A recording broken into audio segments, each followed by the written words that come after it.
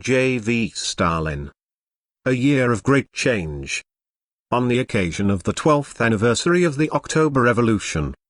Source, Works, Volume 12, April 1929 to June 1930, pages 124 to 141. First published, Pravda, number 259, November 7, 1929. Publisher, Foreign Languages Publishing House, Moscow, 1954. The past year was a year of great change on all the fronts of socialist construction. The keynote of this change has been, and continues to be, a determined offensive of socialism against the capitalist elements in town and country. The characteristic feature of this offensive is that it has already brought us a number of decisive successes in the principal spheres of the socialist reconstruction of our national economy. We may, therefore, conclude that our party succeeded in making good use of our retreat during the first stages of the new economic policy in order, in the subsequent stages, to organize the change and to launch a successful offensive against the capitalist elements. When LIP was introduced, Lenin said, "We are now retreating, going back as it were, but we are doing this in order, by retreating first, afterwards to take a run and make a more powerful leap forward."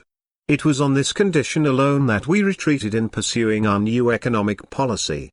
In order to start a most persistent advance after our retreat, Volume 27, pages 361 to 62. The results of the past year show beyond a doubt that in its work the party is successfully carrying out this decisive directive of Lenin's. If we take the results of the past year in the sphere of economic construction, which is of decisive importance for us, we shall find that the successes of our offensive on this front, our achievements during the past year, can be summed up under three main heads. 1. In the sphere of productivity of labor. There can scarcely be any doubt that one of the most important facts in our work of construction during the past year is that we have succeeded in bringing about a decisive change in the sphere of productivity of labor. This change has found expression in a growth of the creative initiative and intense labor enthusiasm of the vast masses of the working class on the front of socialist construction. This is our first fundamental achievement during the past year. The growth of the creative initiative and labor enthusiasm of the masses has been stimulated in three main directions. A. The fight, by means of self-criticism, against bureaucracy, which shackles the labor initiative and labor activity of the masses. B. The fight, by means of socialist emulation, against the labor shirkers and disruptors of proletarian labor discipline. C. The fight, by the introduction of the uninterrupted working week, against routine and inertia in industry. As a result, we have a tremendous achievement on the labor front in the form of labor enthusiasm and emulation among the vast masses of the working class in all parts of our boundless country. The significance of this achievement is truly inestimable, for only the labor enthusiasm and zeal of the vast masses can guarantee that progressive increase of labor productivity without which the final victory of socialism over capitalism in our country is inconceivable. In the last analysis, says Lenin, productivity of labor is the most important, the principal thing for the victory of a new social system. Capitalism created a productivity of labor unknown under serfdom. Capitalism can be utterly vanquished, and will be utterly vanquished, by the fact that socialism creates a new and much higher productivity of labor, Volume 24, page 342. Proceeding from this, Lenin considered that we must become imbued with the labor enthusiasm, the will to work, the persistence upon which the speedy salvation of the workers and peasants, the salvation of the national economy now depends, Volume 25, page 477. That is the task Lenin set our party. The past year has shown that the party is successfully carrying out this task and is resolutely overcoming the obstacles that stand in its path. Such is the position regarding the party's first important achievement during the past year. 2. In the sphere of industrial construction. Inseparably connected with the first achievement of the party is its second achievement. This second achievement of the party consists in the fact that during the past year we have in the main successfully solved the problem of accumulation for capital construction in heavy industry. We have accelerated the development of the production of means of production and have created the prerequisites for transforming our country into a metal country. That is our second fundamental achievement during the past year. The problem of light industry presents no special difficulties. We solved that problem several years ago. The problem of heavy industry is more difficult and more important. It is more difficult because its solution demands colossal investments, and, as the history of industrially backward countries has shown, heavy industry cannot manage without huge long-term loans. It is more important because, unless we develop heavy industry, we cannot build any industry at all. We cannot carry out any industrialization. And as we have not received, and are not receiving, either long-term loans or credits of any long-term character, the acuteness of the problem for us becomes more than obvious. It is precisely for this reason that the capitalists of all countries refuse us loans and credits, for they assume that we cannot by our own efforts cope with the problem of accumulation, that we shall suffer shipwreck in the task of reconstructing our heavy industry, and be compelled to come to them cap in hand, for enslavement. But what do the results of our work during the past year show in this connection? The significance of the results of the past year is that they shatter to bits the anticipations of messieurs the capitalists. The past year has shown that, in spite of the overt and covert financial blockade of the USSR, we did not sell ourselves into bondage to the capitalists, that by our own efforts we have successfully solved the problem of accumulation and laid the foundation for heavy industry. Even the most inveterate enemies of the working class cannot deny this now.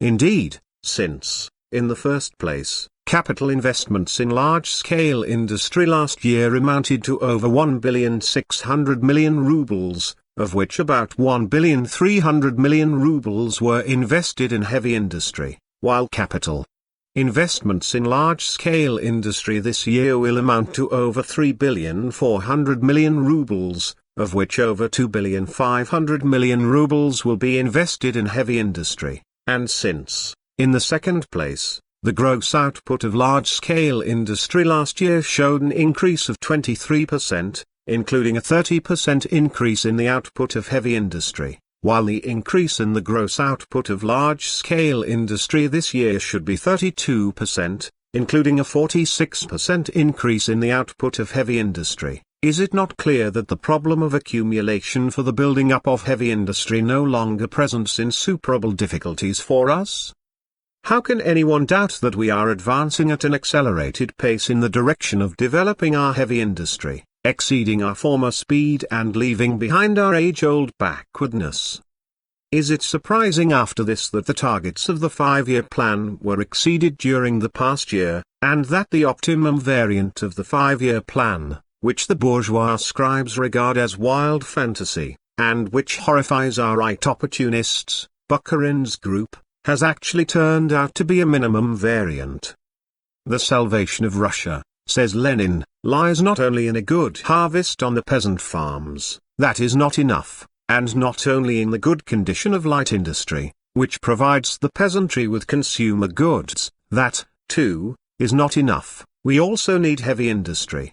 Unless we save heavy industry, unless we restore it, we shall not be able to build up any industry, and without it we shall be doomed altogether as an independent country.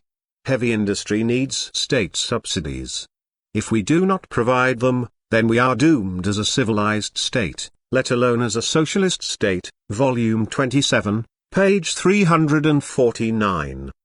That is how sharply Lenin formulated the problem of accumulation and the task of the party in building up heavy industry. The past year has shown that our party is successfully coping with this task, resolutely overcoming all obstacles in its path. This does not mean, of course, that industry will not encounter any more serious difficulties. The task of building up heavy industry involves not only the problem of accumulation.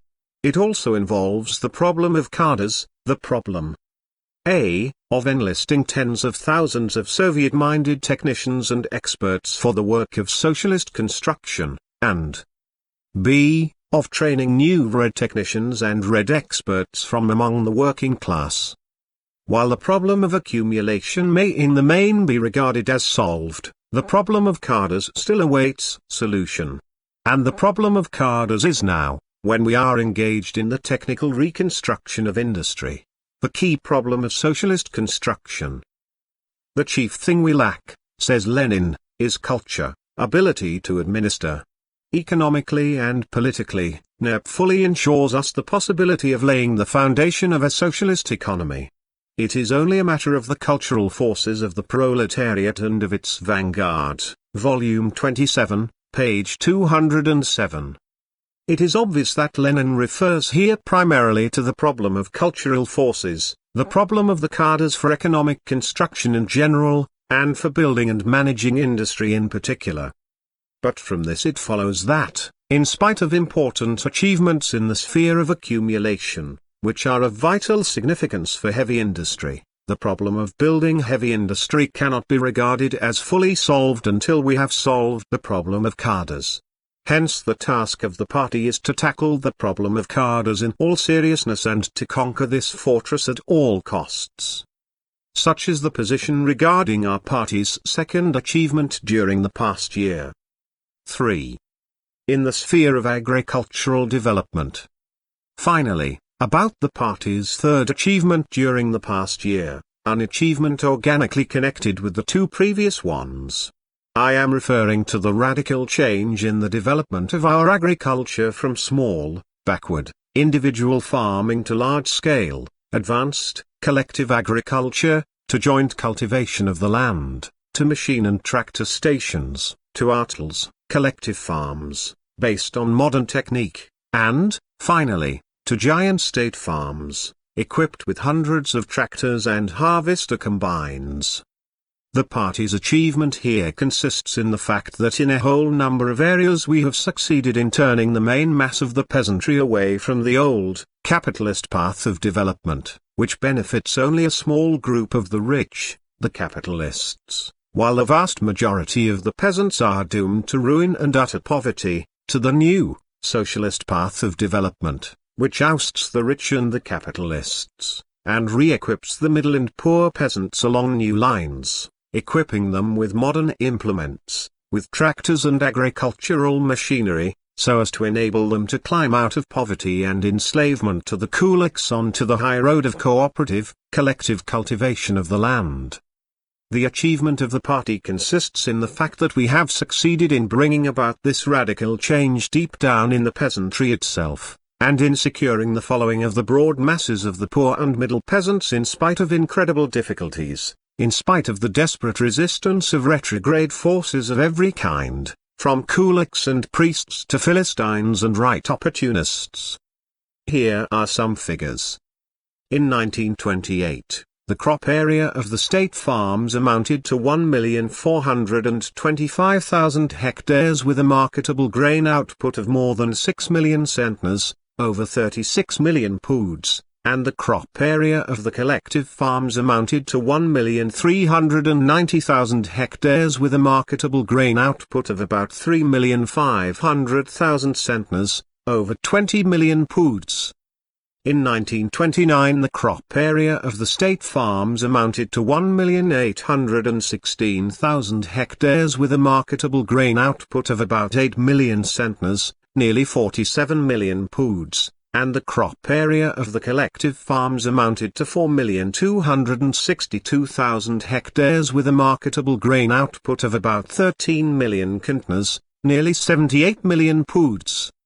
In the coming year, 1930, the crop area of the state farms, according to the plan, will probably amount to 3,280,000 hectares with a marketable grain output of 18 million centners, approximately 110 million poods, and the crop area of the collective farms will certainly amount to 15 million hectares with a marketable grain output of about 49 million centners, approximately 300 million poods.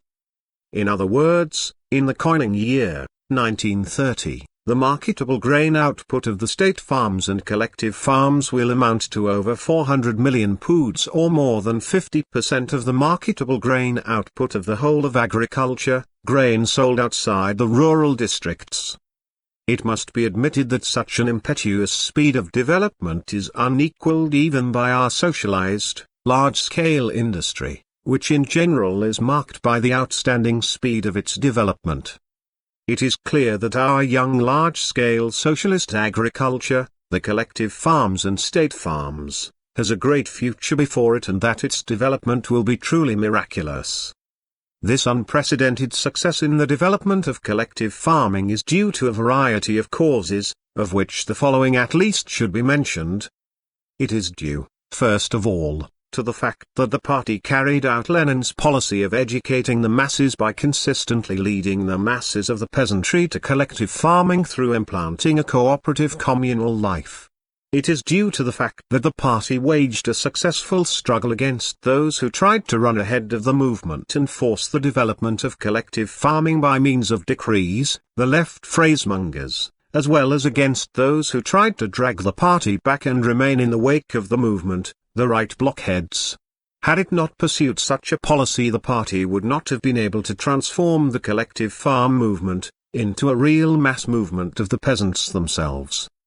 When the Petrograd proletariat and the soldiers of the Petrograd garrison took power, says Lenin, they fully realized that our constructive work in the countryside would encounter great difficulties, that there it was necessary to proceed more gradually, that to attempt to introduce collective cultivation of the land by decrees, by legislation, would be the height of folly, that an insignificant number of enlightened peasants might agree to this, but that the vast majority of the peasants had no such object in view.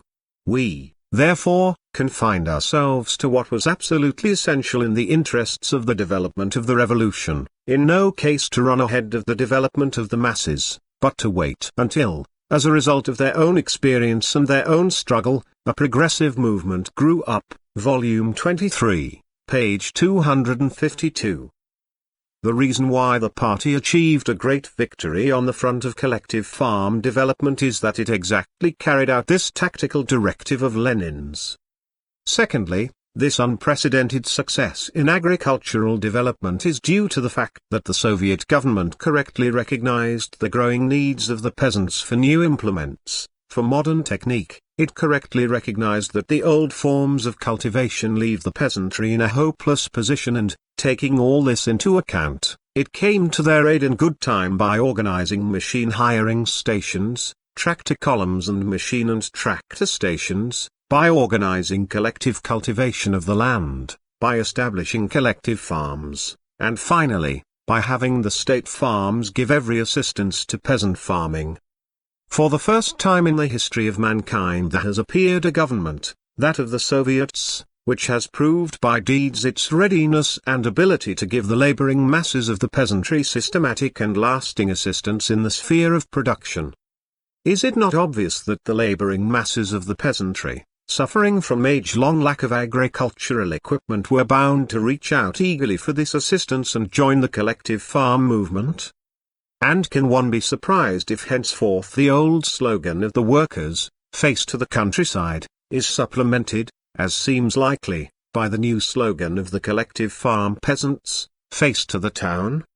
Lastly, this unprecedented success in collective farm development is due to the fact that the matter was taken in hand by the advanced workers of our country. I am referring to the workers' brigades, tens and hundreds of which are scattered in the principal regions of our country. It must be acknowledged that of all existing and potential propagandists of the collective farm movement among the peasant masses, the worker propagandists are the best. What can there be surprising in the fact that the workers have succeeded in convincing the peasants of the advantages of large-scale collective farming over individual small farming? The more so as the existing collective farms and state farms are striking examples of these advantages.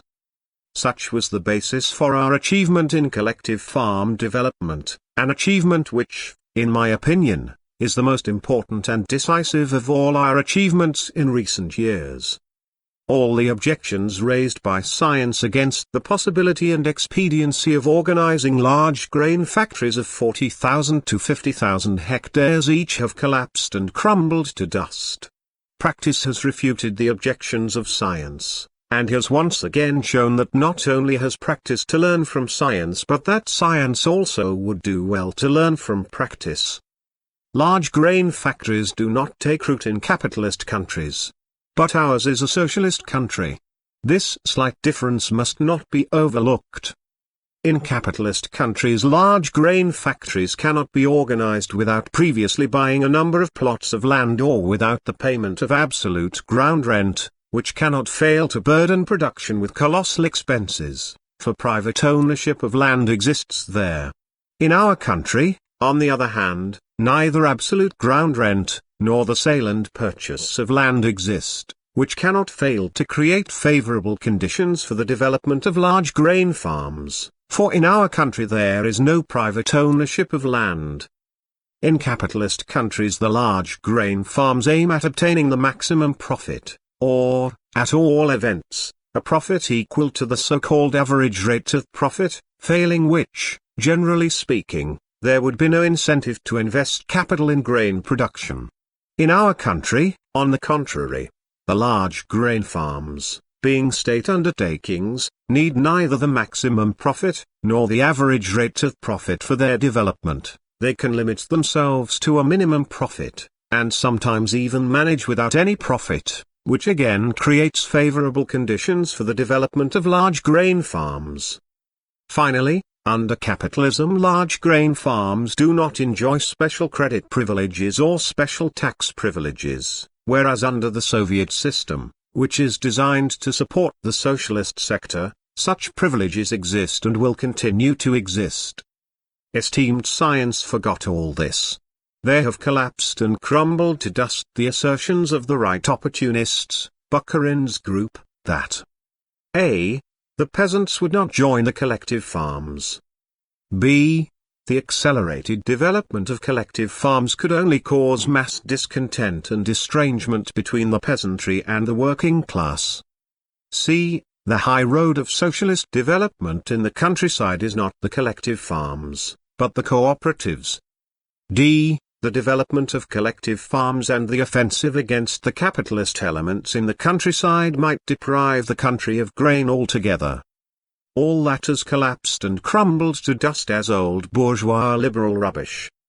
Firstly, the peasants are joining the collective farms, they are joining by whole villages, volosts, districts. Secondly, the mass collective farm movement is not weakening the bond, but strengthening it, by putting it on a new production basis.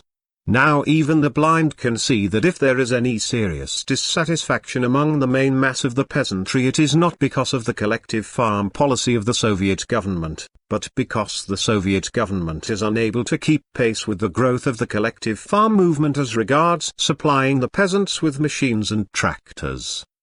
Thirdly, the controversy about the high road of socialist development in the countryside is a scholastic controversy, worthy of young petty bourgeois liberals of the type of Eichenwald and Slepkov. It is obvious that, as long as there was no mass collective farm movement, the high road was the lower forms of the cooperative movement, supply and marketing cooperatives, but when the higher form of the cooperative movement, the collective farm, appeared, the latter became the high road of development. The high road, without quotation marks, of socialist development in the countryside is Lenin's cooperative plan, which embraces all forms of agricultural cooperation, from the lowest, supply and marketing cooperatives, to the highest, producers and collective farm cooperatives. To counterpose collective farms to cooperatives is to make a mockery of Leninism and to acknowledge one's own ignorance.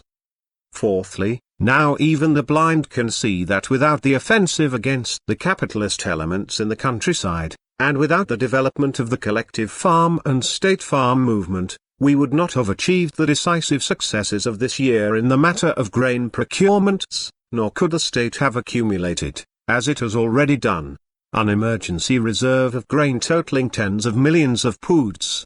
More than that, it can now be confidently asserted that, thanks to the growth of the collective farm and state farm movement, we are definitely emerging, or have already emerged, from the grain crisis. And if the development of the collective farms and state farms is accelerated, there is no reason to doubt that in about 3 years' time our country will be one of the world's largest grain producers, if not the largest. What is the new feature of the present collective farm movement? The new and decisive feature of the present collective farm movement is that the peasants are joining the collective farms not in separate groups, as was formerly the case, but by whole villages, volosts, districts, and even okrugs. And what does that mean? It means that the middle peasant is joining the collective farm. And that is the basis of that radical change in the development of agriculture that constitutes the most important achievement of the Soviet government during the past year. Trotskyism's Menshevik conception that the working class is incapable of securing the following of the main mass of the peasantry in the work of socialist construction is collapsing and being smashed to smithereens. Now even the blind can see that the middle peasant has turned towards the collective farm. Now it is obvious to all that the 5-year plan of industry and agriculture is a 5-year plan of building a socialist society, that those who do not believe in the possibility of completely building socialism in our country have no right to greet our 5-year plan. The last help of the capitalists of all countries, who are dreaming of restoring capitalism in the USSR, the sacred principle of private property is collapsing and crumbling to dust. The peasants, whom they regarded as material that fertilizes the soil for capitalism, are abandoning en masse the lauded banner of private property and are going over to the lines of collectivism, of socialism. The last hope for the restoration of capitalism is collapsing.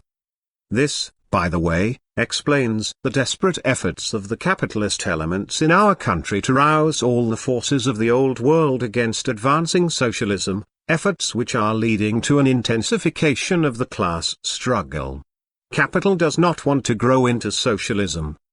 This also explains the furious howl against Bolshevism which has been raised recently by the watchdogs of capital, by the Struves and Hessens, the Miliukovs and Kerenskys, the Dans and Abramoviches and their like. The last hope for the restoration of capitalism is disappearing. That is no joke for them.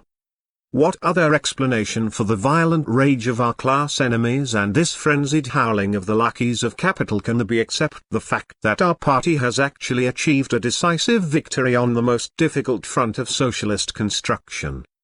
Only if we succeed, says Lenin, in practice in showing the peasants the advantages of common, collective, cooperative, artificial cultivation of the soil, only if we succeed in helping the peasant by means of cooperative, artificial farming, will the working class, which holds state power in its hands, actually prove to the peasant the correctness of its policy and actually secure a real and durable following of the vast masses of the peasantry. Volume 24, page 579. That is how Lenin put the question of the ways of winning the vast masses of the peasantry to the side of the working class, of the ways of transferring the peasants onto the lines of collective farm development. The past year has shown that our party is successfully coping with this task and is resolutely overcoming every obstacle standing in its path. In a communist society, says Lenin, the middle peasants will be on our side only when we alleviate and improve their economic conditions. If tomorrow we could supply 100,000 first-class tractors, provide them with fuel, provide them with drivers, you know very well that at present this is fantasy. The middle peasant would say, I am for the communia, i.e., for communism. But in order to do that we must first defeat the international bourgeoisie, we must compel it to give us these tractors, or we must so develop our productivity as to be able to provide them ourselves. That is the only correct way to pose this question. Volume 24, page 170. That is how Lenin put the question of the ways of technically re-equipping the middle peasant, of the ways of winning him to the side of communism. The past year has shown that the party is successfully coping with this task too. We know that by the spring of the coming year, 1930, We shall have over 60,000 tractors in the fields, a year later we shall have over 100,000 tractors, and 2 years after that, over 250,000 tractors. We are now able to accomplish and even to exceed what was considered fantasy several years ago. And that is why the middle peasant has turned towards the communia. Such is the position regarding our party's third achievement. Such are the fundamental achievements of our party during the past year. Conclusions. We are advancing full steam ahead along the path of industrialization, to socialism, leaving behind the age-old Russian backwardness. We are becoming a country of metal, a country of automobiles, a country of tractors. And when we have put the USSR on an automobile, and the Mossack on a tractor, let the worthy capitalists, who boast so much of their civilization, try to overtake us. We shall yet see which countries may then be classified as backward and which as advanced. November 3, 1929.